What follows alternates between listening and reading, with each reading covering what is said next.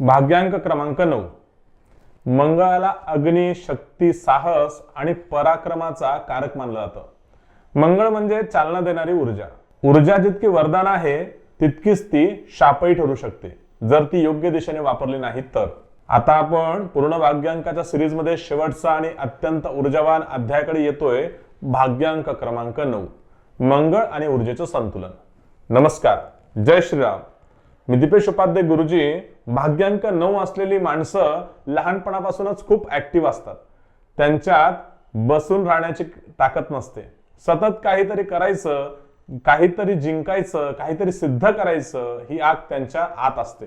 लोक यांना आक्रमक, हट्टी किंवा रागीट समजतात, पण वास्तव असं आहे की ही माणसं फक्त ऊर्जेने भरलेली असतात। इथे लोक सगळ्यात मोठी चूक करतात, ते या ऊर्जेला दाबतात किंवा चुकीच्या दिशेने वापरतात। मग त्याचा परिणाम शरीरावरती दिसतो। त्वचेचे आजार, रक्तदाब, डोकेदुखी, चिडचिड, अपघाताची शक्यता। मंगळ सांगतो ऊर्जा अडवायची नाही, पण शिस्तीत वाहू द्यायची आहे।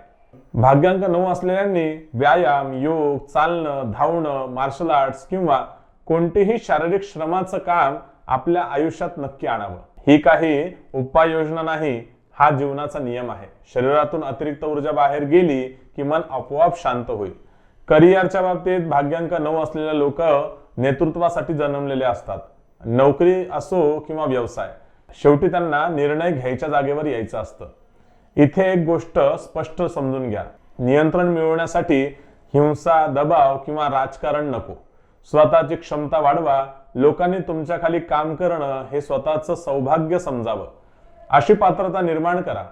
नात्यांमध्येही भाग्यांक 9 असलेल्यांना संयम शिकावा लागतो। प्रेम आहे पण राग पटकन येतो। जिथे राग आहे तिथे शक्ती आहे, पण शक्तीला दिशा दिली नाही तर ती नातं जाळते। निष्कर्ष एवढंच आहे, भाग्यांक 9 म्हणजे अपार ऊर्जा। ती योग्य मार्गाने वापरली तर महान यश, चुकीच्या मार्गाने वापरली तर स्वतःच नुकसान। आज या पूर्ण भाग्यांक सिरीज मधील आपण 1 ते 9 पर्यंतचा जीवन मार्ग समजून घेतला।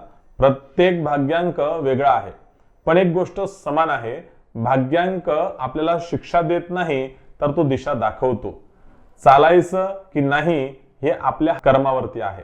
कमेंटमध्ये नक्की सांगा की तुमचा भाग्यांक कोणता आहे आणि तुम्हाला या सिरीज मधील कोणता भाग सर्वात जास्त लागू झाला। तोपर्यंत आपल्या कर्माशी प्रामाणिक राहा, ऊर्जेचे संतुलन ठेवा। जय श्रीराम।